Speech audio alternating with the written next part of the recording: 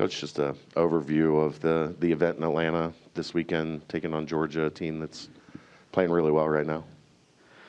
Yeah, neutral games, those are so prevalent now in the new landscape of college basketball, so this is a really good one for us. And, we were looking to make sure there were some quad one games on the schedule. This is a quad one game no matter where it's played because they're very good. And, as you mentioned, I don't follow the polls and all that, but to me they're top 10, top 15 team in the country right now. You look at how they're playing both offensively and defensively, the depth that they've been able to utilize. So this is one of those big-time college basketball opportunities pre-Christmas. Nearly 100 points a game. How do they compare to Louisville in terms of playing fast, getting up and down, and obviously they put it in the hole? It's the pace of play because, again, we played Louisville and the pace of play was so significant. Scott's a good question, but the way in which they do it, there's some similarities and there's some differences, right? I mean, they're generating a lot of things off of their defense. They're jumping into some form of press after every made basket. They're really converting turnovers and long shots or quick shots at the rim that kind of are like turnovers. They're turning them into baskets at a crazy high frequency. So there's some similarities with the way that they'll shoot early in the clock from three to Louisville. But the difference is so much of their attack in the open court generates from turning people over defensively or making people take difficult shots early in the clock. What have you seen from Jeremiah Wilkinson? Seems like he's having a really good season as a high-volume scorer for him. Just really aggressive. Whether he has the ball coming down the floor, whether they find him in the open court, whether he's in space and pick and roll, like extremely aggressive player that, you look at the numbers, he jumps off the page when he's averaging, 18 points a game or something like that. But, again, they're in space a lot, whether it's the open court or kind of 4 out, 1 in. He's really good there. He's been good in their pick and roll stuff, and he looks really aggressive and confident. First in block shots, fourth in total rebounds. What type of challenges does their length in the front court present? Yeah. Again, they have a lot of rim protection. And so I think, the decision-making in the open court, when they press and they, throw two at you in the backcourt, our ability to make the right decision when there's numbers and get quality shots, not turn the ball over, that's really important. And, I think your rim decision-making is important because may have some opportunities to get down there, but you go take on a shot blocker and throw up a difficult shot. That's very similar to a turnover, and they convert that at the same rate they convert turnovers. So, yeah, their length in the front court's a factor. Their rim protection's a factor. The rebounding game is a factor because of that as well. Speaking about Jeremiah Wilkerson, obviously, Cannon Catchings is another guy you saw last year at BYU. How have you seen his game develop from year 1 to year 2, especially in a new system like Georgia's? Yeah, he had, I think around the time we went out there last year, he started to kind of find his rhythm. He was a guy that we were really worried about when we played BYU because he can make a contested shot. He can make a unguarded or a guarded shot. So you can do a great job on him, and he's 6'8", 6'9", and he can still look you down and shoot it, dribble it a couple times and shoot over you. So we felt that way about him as a freshman. You can see the improvement from freshman to sophomore year, and obviously has a bigger role at Georgia and looks confident within their system. How much have and can you tweak with the week between games when it comes to, obviously, you're doing a lot of great things defensively, but more so focusing on the offense? Yeah, I think we started that process weeks ago. So it's not about like sweeping massive changes. We kind of attacked that stuff maybe, I don't know, now days run together this time of year for coaches, but a couple weeks back, we started thinking about, hey, there's some things we got to really adjust here.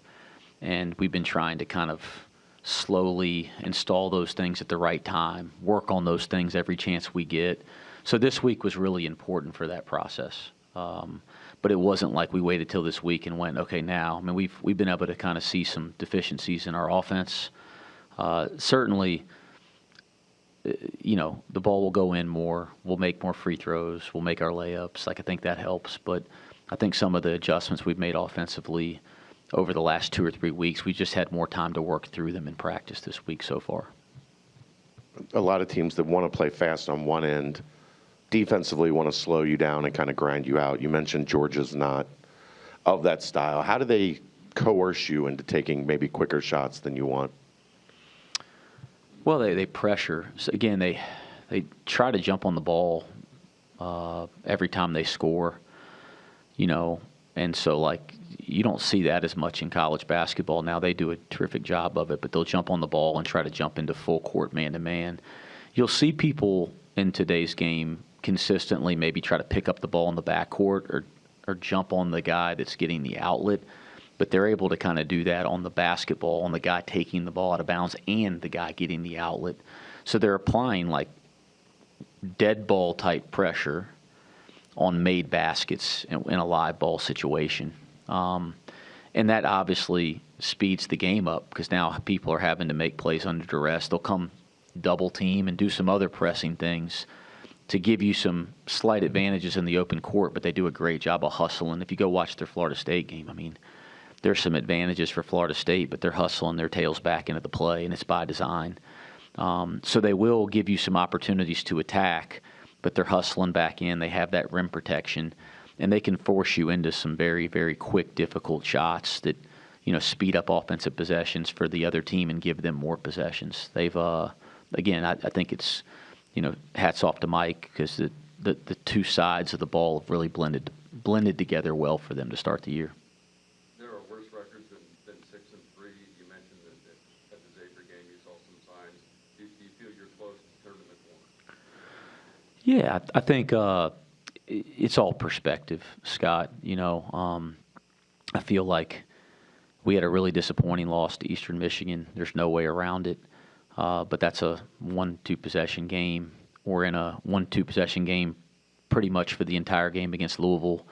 And we're in a 1-2 possession game or a 1 possession game in the last minute at Xavier. So I think if, you've won a couple more possessions right now, I think, people may feel a little different about us. I don't think that would change where we are, right? I mean, we're in this process of learning each other, trying to get the right guys or trying to get our guys healthy so that we can get the right combinations out of the floor. And it's not just healthy to play in the game, but healthy to build the right habits in practice and work together. And we're in this process of becoming a very good team, which we will. And so I think when you can step back, you can go, hey, a couple possessions, people might feel a little better or the record may look a little different. But that's life and that's basketball. And I think in my position within our locker room and our team, our job is to win the day-to-day. It's to get better today. It's to try to really focus on the details that could help us win 1 or 2 more possessions. And I think if we'll continue to do that, I think we'll be the team that we know we're capable of becoming sooner rather than later. You've talked a decent amount about Baba and Jalen just kind of battling through injuries and missing practice. Where are those guys at in terms of, are they at 100%? What more do you need to see from them to? Yeah, this week so far for Jalen Celestine is the first time since he's been here, he's been able to put together 3 straight days of practice without any restriction, any hiccup. And that goes back to him getting here in the summertime. And he's one of those seniors that's older, that's experienced, that's versatile, that when we put our roster together, we felt like connected the roster because you could play him in different places and he could connect the roster in different ways. So he's such an important lineup guy for us. And so it's been nice just to have him in the game or throwing him out in the court. But he'd be the first to tell you he's been behind the 8 ball with just whether it's simple stuff like, transitioning to offense and defense. He's maybe a step late because he hasn't practiced and played, conditioning, timing, or it's stuff that's, new to him here, like our defensive principles or our plays or, learning how to play with his teammates, he's been a step behind in all those areas. So getting continuity of practice with the guys over 3 days without any restriction and any issues with his back, I think that's been very positive. The more of that we get, the more he'll continue to he made some really nice plays. He made a big 3 in the last game, but you'll see consistent plays like that also. You'll see some of the errors will start to really dissipate because he's a really, really good player, really smart player, really capable player. And then who is the other guy you asked about? Yeah, Baba has been full go, and I think Baba was playing some of the best basketball of his life before he got hurt against Louisville. It's not like he's been bad. He had 17 rebounds against Xavier, but he's another guy. He practices about as hard as anybody we have. He's religious about his work in the mornings, and he's been great about focusing on habits that are impacting success on the floor. And then when he's working on those things, he's doing those things. I think the thing that we saw with the time away when he started playing again, some of those old habits that were hurting him kind of come back out. And this week he's been back in the gym consistent. So I think his play will continue to improve too. Kerr taking 91% of his shots, I believe, from 3. Is that by design of the offense? Is that something the defense is doing? It's just wildly higher than any other season in his career. Yeah, I think number one, we really believe in his shooting. I mean, he's just a terrific shooter. We coached against him. That was something we were terrified of. So I think if he's getting good looks from 3, we're happy. And I think he's going to make plenty of them. As you can go back and look over his career, when he's gotten good looks from 3, he's made them.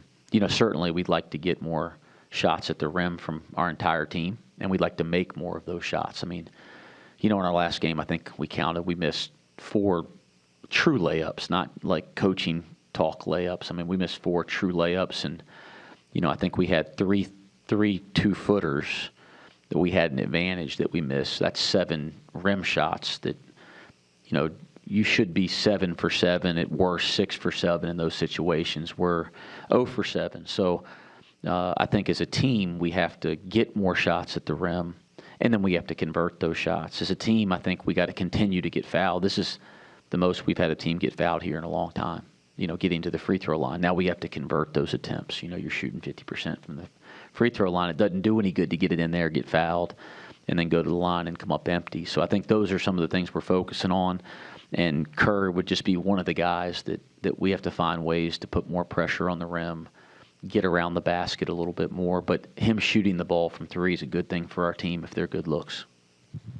When you go back on tape defensively, you took away the 3 from Xavier, made it really difficult for him, but they shot, I think, 67% from 2. That's not something your teams have been prone to. Was there anything that stood out that, you think you need to fix, or was it just one guy had a big game? Yeah, you know me well, Chad. I think you know that during that game, or as I go back and review the game, that would make me very angry and frustrated because, that's not been something I've seen a lot. That's been consistent year after year, team after team, wherever the heck I'm coaching. So, there's definitely some things that we were able to identify, attack in practice, attack in film, for sure. So that was frustrating. And then you got to give credit.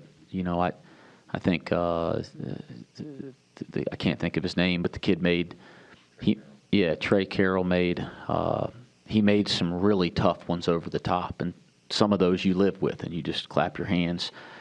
But we made some errors to give him a lot of easy ones with angles and fouls, and that's how you let somebody get into a rhythm, and then they can make the tough ones. And so I think some of the shots over the top are just tough shots, and you clap your hands and you run down and play the next play. But it's the easy baskets with the very simple errors that we made, or the angles that we give, or the lack of ability to contest without fouling.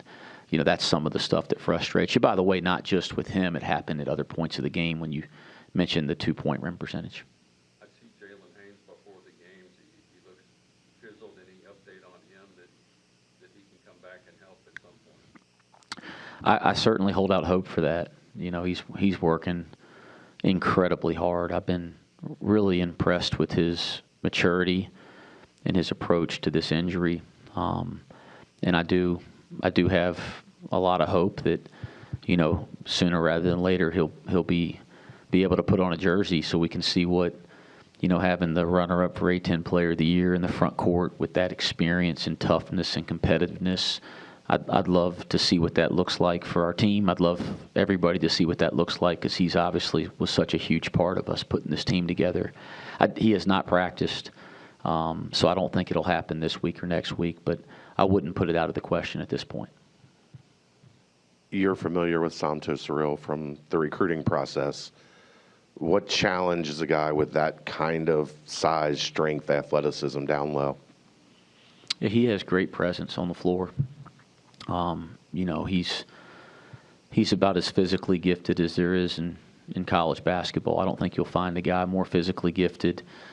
You can see the improvement from freshman to sophomore year. So he presents challenges, defensive challenges. He has the ability to give great rim pressure in the pick and roll or in drop-off situations, and then he presents a lot of challenges on the offensive and defensive board. And I'm sure there's other things, but that stuff just jumps off the page at you. Baba, you've been around college basketball for a while now.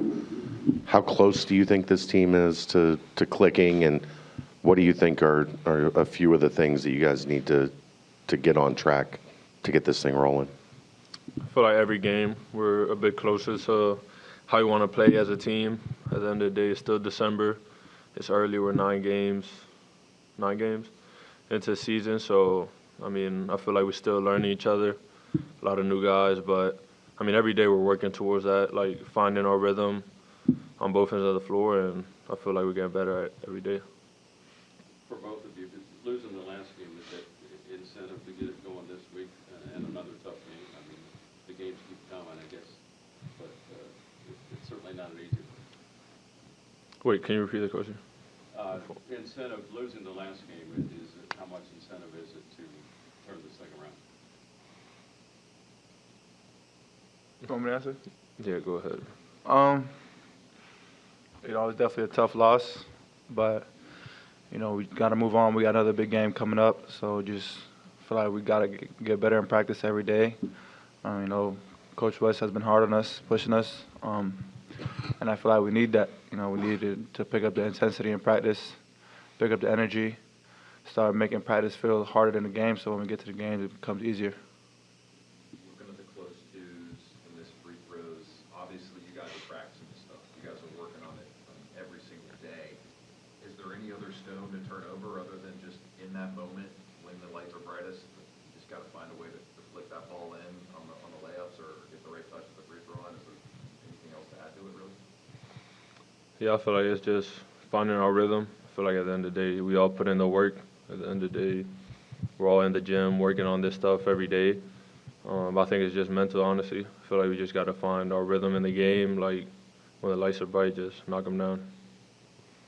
Baba, Coach West just said a couple minutes ago that he felt like you were playing the best ball of your career before the injury in the Louisville game. Would you agree with that statement? And where are you at right now in terms of your body dealing with that injury? Yeah, I do think I was playing pretty high-level basketball. I feel like ever since I got here, Coach West, my teammates have really pushed me and helped me to improve as a player since I stepped on campus. And yeah, I feel like I was trending in the right direction. I feel like I'm still trending in the right direction. But yeah, there's still a lot of stuff that I got to keep working at every day, like that the coach is still on me about. Like, I'm not satisfied, coach not satisfied, but still working at it. For either of you, Georgia's a team that really likes to get them down the floor, play somewhat similar to Louisville. How much do you guys draw on that experience against Louisville for knowing what to expect Saturday? I feel like that's the same play style we have. We like to run. We like to run in transition on offense. We like to get back, make it hectic on defense. So I feel like it's a play style that's going to favor us in that sense. They score almost 100 points a game. Louisville did the same, and we were able to keep them at like 70-something. So I feel like that's going to help us if we take care of business on the defensive end. And I feel like offense is going to be a big key to our game this upcoming Saturday. They have one of the best shot blockers in the country, so we got to make sure we find a way to be effective on that end. looking forward to? Georgia, obviously, Jeremiah Wilkerson, a guy who can really score in volume. What stands out about his game, both on the offensive side and the defensive side, and how challenged of a matchup is a guy like him? I don't know, bro. I don't know. I feel like at this level, all of our matchups are going to be high level. Everybody knows how to play basketball, and at this level. But yeah, we respect them as a player. But at the end of the day, we're going to try to take care of business and not make them a big factor. Do you guys feel the offensive kind of adjustments that you've been implementing slowly but a little bit more quickly with time this week taking shape and translating in practice? Yeah, I feel like, there's some adjustments that we have made. We didn't make any dramatic changes, just, minor adjustments that, each team has throughout the season. I feel like it's been easy. It hasn't been none that, it's literally stuff, the principles that we've been doing throughout the whole year. It's just little things that we're switching up on offense, and it's just been helping us a lot more, getting our rhythm, helping us connect a little bit more, and helping us find our roles in our offensive. Shon, where do you feel you're at in that adjustment to this level? Understanding good shot, bad shot, when to be aggressive, when to maybe back off a little bit? A lot of film, watching a lot of film, seeing and learning from the film, seeing what shots that I could take, what shots I should probably wait, when in the shot clock I should shoot the shot, or just want to even be aggressive on the offensive end. And I feel like it's been a process, but it's been a lot easier for me throughout the time since I've been watching a lot more film with Coach West and then a few of the other coaches. Shon, I saw you at overtime at least last year. Looking forward to getting back in that area, and are any of those guys coming to watch? You would have to ask my brother. He handles all that for me. He keeps me out the loop for that, so I could just focus on basketball.